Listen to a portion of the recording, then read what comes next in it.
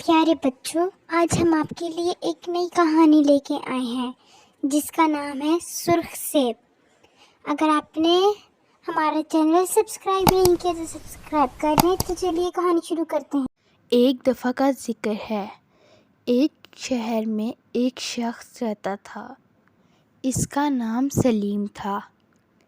اس کے 3 میں بیٹے تم تھے۔ تینوں کو بہت چاہتا ہوں۔ ایان سلیم چھوٹا اپنے ہے اور تینوں بہت بیٹوں عقلمند سے ہے، اس بہت لیے اس کا محبت زیادہ کرتا خیال تھا، رکھتا ہوں۔ لیکن اس کا بڑا بیٹا سلیم سے کہنے لگا، ابا جان، آپ ہم دونوں بھائیوں کی نسبت ایان سے زیادہ محبت کرتے ہیں۔ سلیم نے اسے سمجھایا،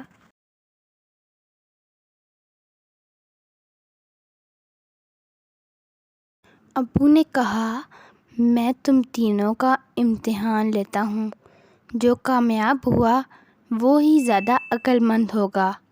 سلیم نے اپنے تینوں بیٹوں کو بلایا اور تینوں کو ایک سرخ سیب دیا اور کہا، تم تینوں اس سیب کو ایسی جگہ کھانا جہاں تمہیں کوئی دیکھنے والا نہ ہو۔ تینوں اس سیب کو لے کر سوچنا شروع ہو گئے کہ اس سیب کو کہاں کھایا جائے جہاں ہمیں کوئی نہ دیکھ رہا ہو۔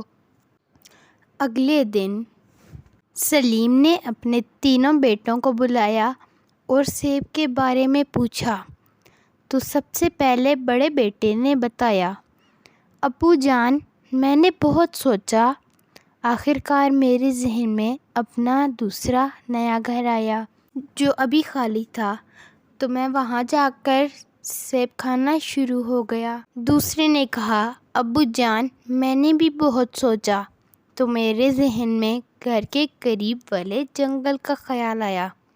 میں نے اندھیرا ہونے کا انتظار کیا اور وہاں جا کر سیب کھا لیا۔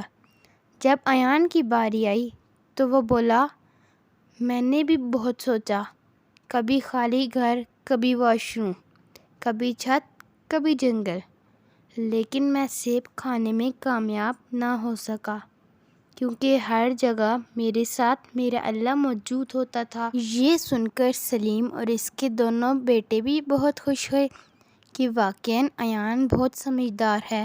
ہم غافل رہے، لیکن اسے اس بات کا احساس ہے کہ اللہ ہر جگہ اور ہمیشہ موجود ہے اور ہمیں دیکھ رہا ہوتا ہے۔